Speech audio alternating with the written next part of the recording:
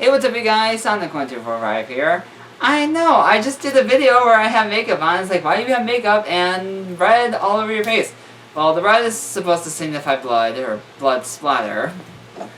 And, in my last video, you guys, I told you guys that I will be doing Helen's story, or the Bloody Painter, as a lot of you know him. He's more of a... Yeah, mask off. Didn't want to do the mask because literally I've seen the mask and it freaks me out.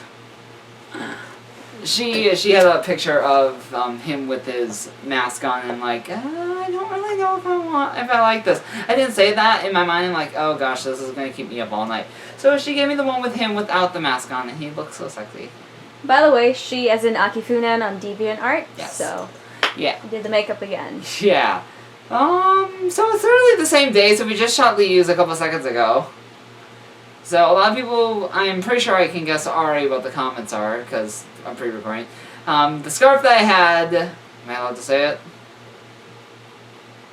It's a replica of the scarf. Alright, yeah, as you guys know, my pasta character has a scarf almost identical to his, except mine is red. No, I think it's blue. Yeah, it's the one that Mine is red. Yeah. So, why am I talking about Helen? Well, it's because I'm going to be reading his story now. Now, fair warning, he is he's sort of a newer one, correct? Yes. He's more of a new pasta, so this story, he's 18 now, same age I am, and this is apparently back when he's 14. And by the way, the blood streaks represents, like, the tears of, you know, like, the loss of his friend Tom. Sort of. Is it Tim or is it Tom? It's Tom. Oh, okay. Sort of. So that's the sadness. Really, you asked me that, and you know more about them. Shut up, man. I have bad memory. Give me a break. Alright, yeah, so, let's jump into this. So, wait, does, Liu have a catchphrase? Does he have one? No, not really. Okay, so, Jeff's, as you guys know, is go to sleep. Sally's is play with me? Yes. And then does Laughing Jack have one? No. And then apparently Helen does, and it's don't be excited about tomorrow because there will be no tomorrow. And he said that, I think, after he killed, does it say? Mm-hmm. Oh, some random 2 girls and then a whole bunch of other people who live in the dorm. Alright, Creepypasta-Origins, the Bloody Painter. Helen, this is Helen. 14-year-old, he has dark circles and his dark circles feel as he hasn't slept enough. That's accurate. He doesn't care about messy black hair since he doesn't put too much effort in tidying himself up. It's unnecessary. Except when it comes to stuff that I make him. Yeah. He sits in the back of the classroom next to a window. He's always sitting there drawing quietly. Normal. True that. As it is like everything to him. He doesn't like to socialize with people, making him a lonely one, and also very stubborn.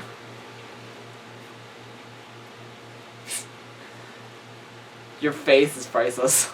I'm so sorry. There was a person being pushed to the floor after school. That's Tom. Who was always the victim of bullying, not because he did anything before, it's just that he dislikes the people around him. Same.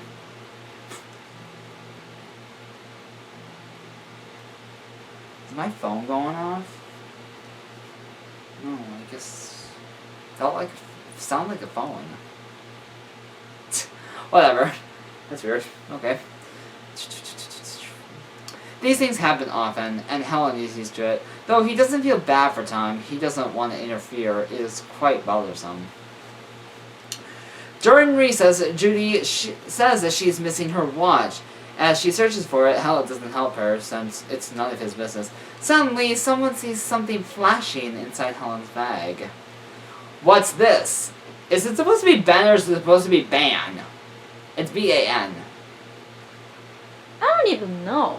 Okay, so I'm just gonna say Ben. Just fair warning, even though, I'm gonna say Ban, because that's what it says. Ben says as he puts his hand into Helen's bag and takes out the watch that is trimmed with fake diamonds. Helen is very surprised to see it and doesn't know how it got there. Ah, that's my watch! Judy receives her watch from Van after seeing the situation. Both of them stare at Helen with a weird glare. It's not me, says Helen, who is still drawing on his notebook without raising his head a bit. Yeah, right. Judy leaves across the room with Tom, and as she concludes. The following day, as usual, Helen says the back at... There goes your phone. Yeah, it's my mom. I'll answer it later. Oh my god. At the table drawing, he noticed the atmosphere doesn't feel right around him. People start whispering things about him. Even a few start calling him a thief. He decides not to explain himself, as he knows it's useless to do so.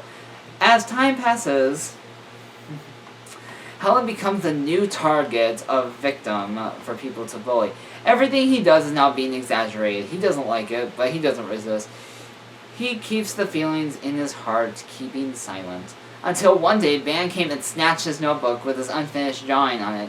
Always doing these meanest little things, says Van, and tears down a few pages of the drawing, tearing them into pieces, waiting to see Helen's reaction. At this rate, the feelings that he had been holding in had burst out. He punched Van in the face and starts to fight. Helen isn't powerful, however, so he is beaten up in no time. The other students went to see the fight without stopping it. Some people even stomped on him in the face and stomach. Would stomping on his stomach also stop his heart like Jeff did to Keith? No. Not Keith, Randy. No. Alright. Can, shut up! Right after the bell rings, everyone stops what they were doing and went back to their seats before the teacher came in. Helen returns to a seat as if nothing happened. The teacher enters the room. Oh my Otis. Helen. What happened? Helen has so many visible bruises on him that the teacher notices right after she enters his room. Everyone turns around and looks at him, waiting for him to give a response, while glaring at him with a murderous look. I fell from the stairs. Miss. Helen replies as the glares disappeared. After returning home from school, his parents also asked him what happened, and he responds with the same answer.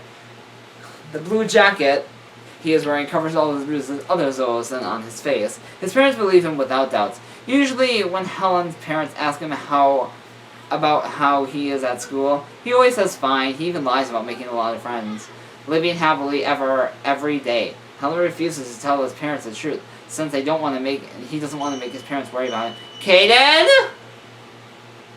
Oh, my voice just cracked there. Oh my god. A few months later, he had gotten used to the negative comments about him, and getting hit or humiliated has been a normal event for him. He is completely immune to these things now. Who framed him in the first place? What did this culprit do? This doesn't matter anymore. Nothing matters anymore now. Hi, you there? Helen receives a message from an unknown user on Facebook.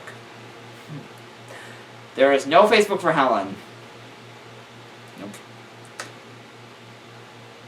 Who's you? I think it's supposed to say, who are you? But it's a contraction. Why am I using English and language right now? Sorry, force of habit. He replies, I'm Tom, your classmate. Tom has never interacted with him before. This is a surprise to him a bit. What is it? Helen says. Are you alright? It's none of your business, Helen concludes Tom's question. Tom types a while before coming up. Listen, I know how you feel right now. You're in the same situation I am. I really want to help you, but I can't. Sorry. Afterwards, Tom and Helen text each other for a long time, and Helen feels much better telling him all the pain and feelings he's been through. He can even joke around with Tom, often using... Thank you. To show his happiness. For the first time, he thinks he's made a friend. It is a warm weather in the afternoon. That's so wrong. The grammar. Come meet me on the roof after first period in the afternoon. What? What's going on here? In the afternoon, it's like fifth period. We need to talk. Don't ask me why. And instead of saying W-H-Y, it's just the letter Y. Texted Tom last night. Following his instructions, Helen meets him meets Tom on the roof. Waving his hand, leave! Now walking towards him, he says, Hey Tom, what's up friend? I have something to say. Something important. says Tom with a serious face. Remember the watch thieving incident? How could Helen forget that? Forget about it.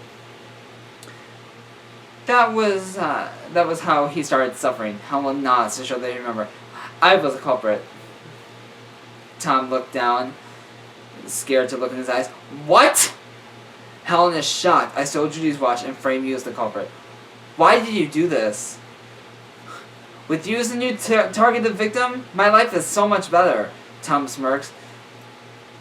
It's true, however, that when everyone decides to bully Helen, they won't bother Tom anymore.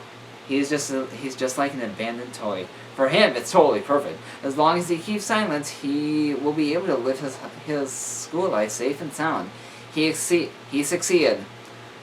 The plan was outstandingly perfect. Helen grabs the collar of his shirt, and after pushing around a bit, they end up near the end of the roof. Tom slips and falls from the roof. Helen instantly grabs his hand and tries to pull him back up. Helen does not have much strength to do so. I'm so sorry, Helen. Tom falls. Helen closes his eyes, scared to look what's going to happen. He cannot imagine what will happen after one falling a 6-story tall building. After the policemen arrive, they have to interview Helen. He was too horrified by the incident, however, to say even a word. Once again, Helen becomes the topic of discussion between students. Some people think Helen pushed Tom from the roof, but most think that Tom committed suicide. Yep, true that. And Helen failed saving him because they saw him grabbing Tom's hand before he fell. That night, Helen was in his room crying and shivering. He couldn't stop from the guilt from is growing inside of him. That's not right. He needs to calm down, and suddenly the thought flashed in his mind. It's not my fault Tom died. He deserved to die. This makes him feel so much better, as guilt fades away too. Helen creepily smiles. Tom had his punishment, and it's time for others to have theirs, isn't it? His cry turns into laughter in the dark. Helen's classmates decide to have a party on the day of Halloween. It's not to celebrate Halloween, it's just to have some friends come together and party. Of course, Helen was not invited to the party. The night before the day of Halloween, Judy and Maggie were texting each other on Facebook. Both of them live in the school dorm, and Judy's room is right next to Maggie's. I think it's across the hallway, isn't it? Yes. Yeah. 9:03, Judy, who's gonna come to the party tomorrow? I'm so excited. 9:03, Maggie, most of our class will be there. But I text Ben so many times, and even though all the messages I sent or read, he just never replies. What the hell is wrong with him? Did Helen kill him? Okay. Judy, he's probably working, I guess. 9:06, Maggie. Something weird is happening. I've been hearing footsteps coming from my door for a long time. I'm doing something. I am doing something! Just tell me. Mom's here. I know. I'll be done in a couple seconds. I'll be done in a couple minutes. Oh my god. I think somebody's walking around the dorm. 9:06, Maggie. Wait, I'll go check. He's in the hole on the door. Oh my god. Maggie saw something unusual. 9:07, Maggie. Oh my god, there's a guy outside wearing a mask and a blue jacket, and he's holding a knife. He's all bloody. Then stop yelling and stay away. Oh my god. Maggie. Fuck. He's knocking on my door now. 9:08, Maggie. Oh god, oh god, oh god. 9:08. Judy, just calm down. Find a weapon or something. 9:08, Judy, protect yourself. 9:09, Maggie. He's starting the doorknob. Good thing I locked it. Oh god. 9:09, Maggie. I'm scared. 9:09, Judy, Maggie. 9:09, Maggie. What should I do? 9:09, Judy, Maggie. Listen. 9:09, Maggie. Save me. 9:09, Judy, Maggie. Calm down. 9:09, Judy, Maggie. 9:10, Judy, Maggie. 9:10, Judy. You there? The message showed red, but it doesn't seem Maggie's response. Suddenly, Judy heard the sound of the door opening. The instant she turns around, she feels a terrible pain in her stomach. A bloody person who is wearing a mask and a blue jacket bursts into the room and stabs her. That night, all the students that were in the dorm were murdered. No one knows how the killer did it. The murder used the victim's blood to paint on the walls of the dorm, with most of the paintings being the face. Smiley face. Many of the corpses were being chopped and mashed, possible to get more opinion. Helen Otis, the culprit, is still missing currently. However, in the chat room where Judy and Maggie text each other, a message was written on the response to Judy's first message, 9:03. 11:15. Judy, don't be excited about tomorrow. Smiley face. Because there will be no tomorrow. Drama. So, that's the end of this video. Same question, but there's going to be a little bit of something different. Alright, so, same question. Does this look good? Let me know. Because I don't know if it does, because I don't know. Yeah, in the comment section below. Alright, now I need another question I can ask them. If you were stuck in a room, if you were stuck in the woods in the middle of nowhere, who would you want to save you, and who would you want to meet besides the person who saved you from Creepypasta? It could be anyone. It could even be Sonic EXE, who's real. But if I was stuck in the woods, I would probably want to I want Helen to save me. And who would I want to meet? Trying to think.